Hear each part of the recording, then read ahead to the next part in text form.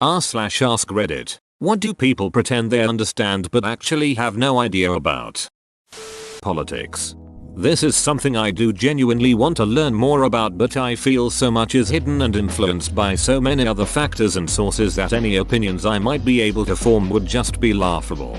If you're serious about learning more about politics, just start doing your research. Read everything you can get your hands on. Read ultra-left liberal blogs, but also read the most conservative writers. Read The Nit and The Washington Post. Watch CNN and Fox News. Listen to NPR and conservative talk show radio. You're going to read and hear the most extreme points of views, and many times they will be in direct contradiction with one another. Slowly but surely, however, you'll start to realize it's very easy to detect what's pure bullshit and what actually might be a sensible opinion. By hearing arguments from the left, the right and everything in between, you will start to form your own voice and an actual informed opinion on a variety of subjects. You then will be more knowledgeable about politics and the issues that are affecting your country, state, city than 99% of the population. Their own computer. Oh my god, my dumbest roommate does this ever since she got a job selling Dell computers. She's already insufferable as it is, but now she thinks she knows everything about computers when she only has very basic knowledge. Last night her laptop was acting screwy, so I told her to just turn it off then turn it back on, and she just looks at me like I'm stupid and says, you mean a power cycle? Yep, beach. A power cycle. Exactly what the duck I said. Power cycle? My e-bike is in the garage. Memes. You can't just slap text on an image and call it a meme. You can't even make memes to begin with. They aren't created. They just sort of happen. My favorite meme is picture of Will Ferrell with whatever text you want. It doesn't matter. r/Will Ferrell memes. Law. Source. Am lawyer. Know how to tell if someone's a lawyer? They won't give you unsolicited legal advice. In the real world, no one knows you're a lawyer, because if you tell them, all you get is, hey, this happened. Can you help? What the job market is really like these days for millennials. Sounds like this comment goes both ways. Millennials seem to overstate the challenges of the job market. Most millennials don't really know that the youth unemployment rate was higher in the early 80s than it is today. It may not just be unemployment, but underemployment as well. Student loans are bogging them down. Costs of living are rising. Rent, healthcare, etc. While wages stay the same. No crack epidemic, though. Important to keep in mind that each generation or group in its own isolated time frame is independent, and they each had their fair share of issues. That doesn't invalidate today's issues, however. Having aquariums with fish. The things people believe are mind-boggling. Fish grow to the size of their containers or betters in the wild, live in buffalo hoofprints, and often they don't want to hear the truth. You're killing your fish through ammonia poisoning. Once I was at one of the big box pet stores and overheard an employee telling a woman that she could totally keep a male and female better together as long as the tank is big enough. At least 1 gallon. I guarantee one or both of those fish were dead pretty quickly. A man goes to the pet store to buy a better fish. The clerk asks him, "Do you want an aquarium?" The man says, "I don't care what the fish's star sign is." People get very defensive when you try to politely correct them too. I tried to explain to someone that those tiny Kickstarter aquariums with no filter/heater weren't very humane, and she shouted at me.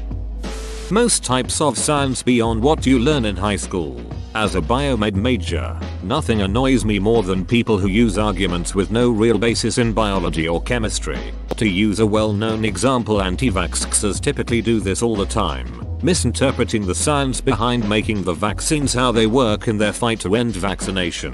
Edit. I seem to be getting this a lot, so I'm going to clarify this here. I don't claim to know everything. Nor do I claim to be an expert on the subject of biology. I never wrote anything to that effect in my original text, nor will I. I merely stated that after having studied biology at a university level for 4 years, it annoys me to see people make scientific arguments when they don't understand the science behind what they're saying. Even though I'm still an undergrad, I think it's fair for me to say such a thing. Given that I don't need to be a PhD to understand the principles of human microbial physiology.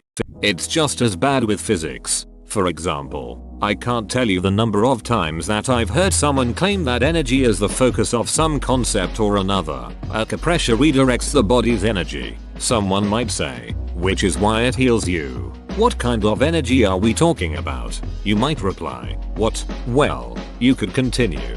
Is it thermal energy? Electrical energy? I'm assuming that we're not discussing kinetic energy, given that most folks receiving acupressure are lying prone. It's just energy. That word doesn't mean anything unless you're defining an associated medium.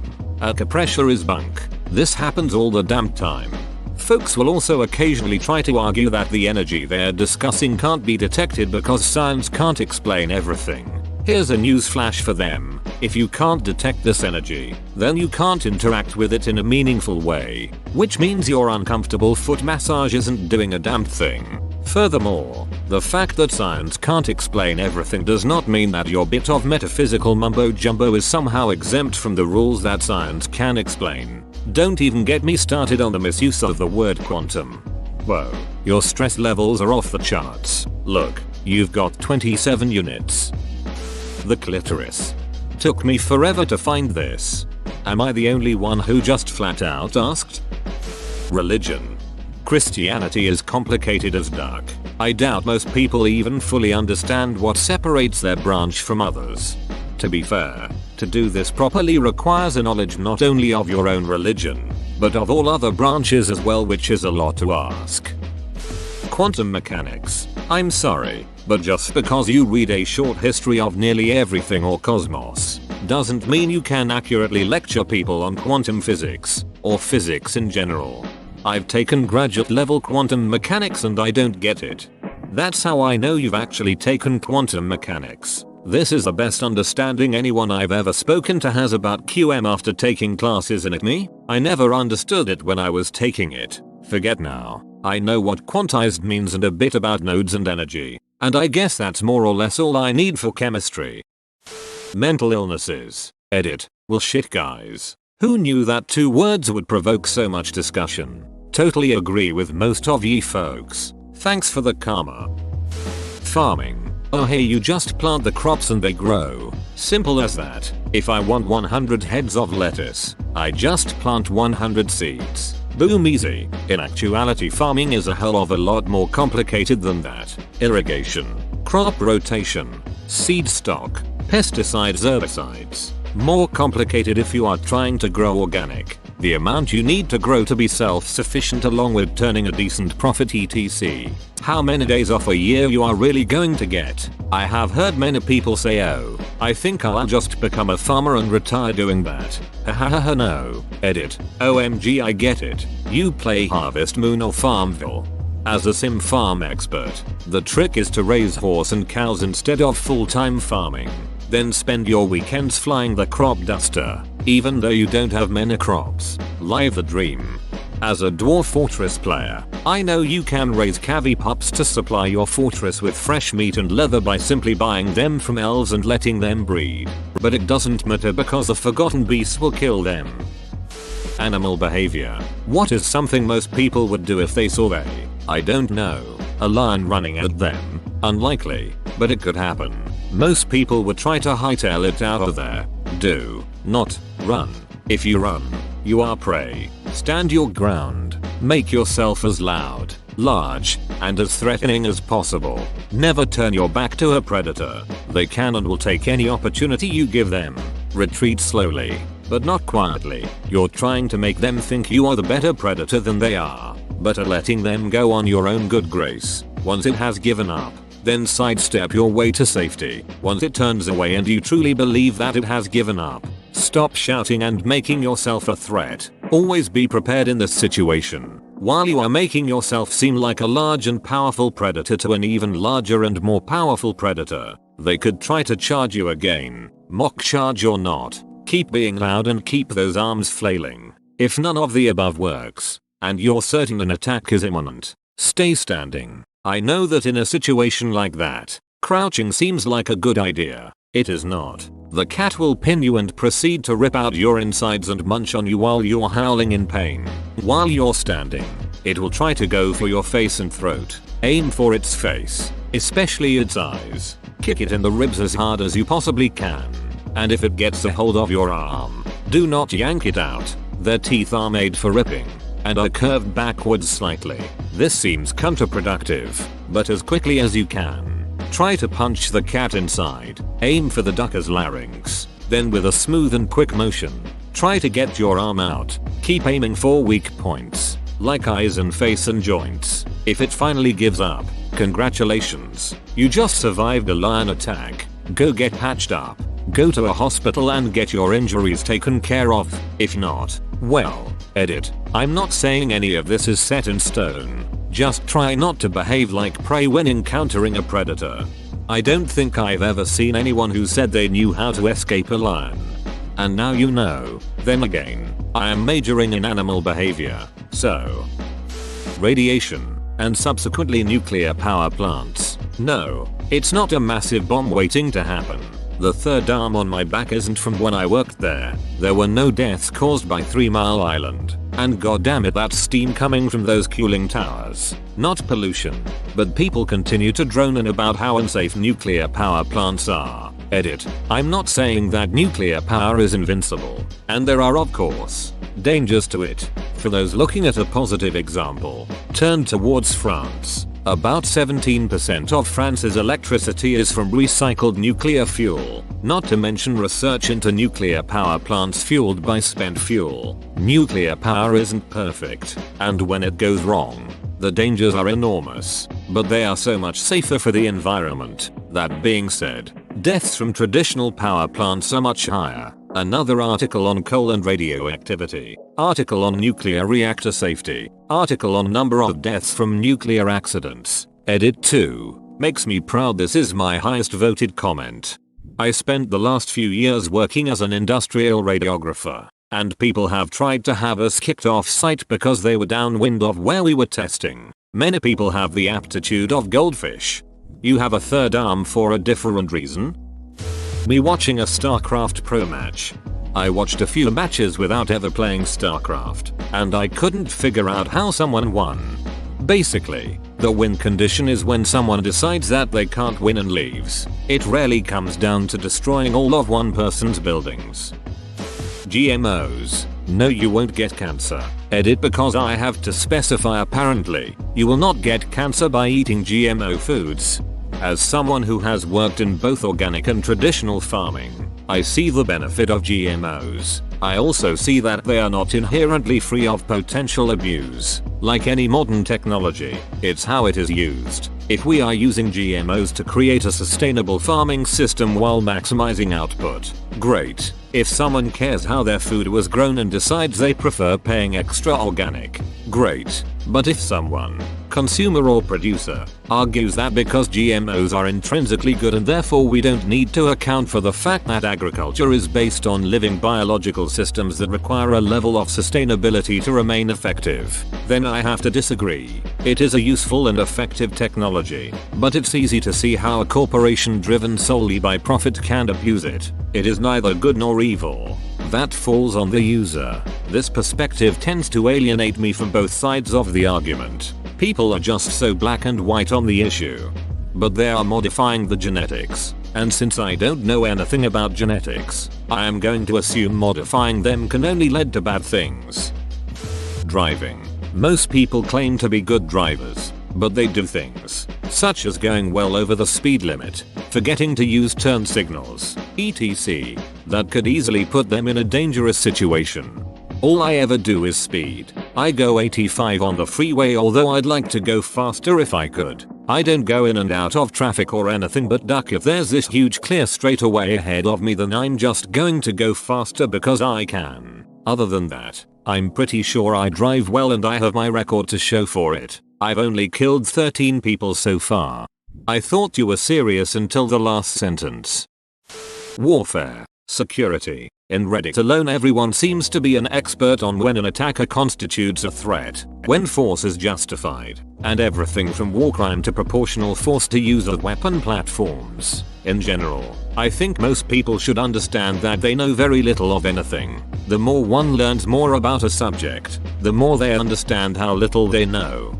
I live in a major military town, and because of that a lot of my friends have been former or active military. I had a couple 101st Airborne guys in my college Arabic classes, for obvious reasons, and hearing them talk to each other I got to hear lots of really weird things I'd never think of just watching movies or playing war games. They'd talk about bullet bounce, like how bullets had a strong tendency to travel 6 inches off a wall if they struck the wall at anywhere around a 30-degree angle, so you never pressed up against a wall in combat. Or their large arguments over whether to wear the gunsling over their backpack, or the backpack over the gunsling, because the first thing they'd do when they came into unexpected combat they'd throw off their backpack, and if their rifle was slung over their shoulder that was another action they had to take to get the backpack off. Or them talking about how people screaming in an ankle lock in WWE was bullshit because your ankle won't hurt from being stretched till about the exact same time you dislocate it. And when I took armed guard training,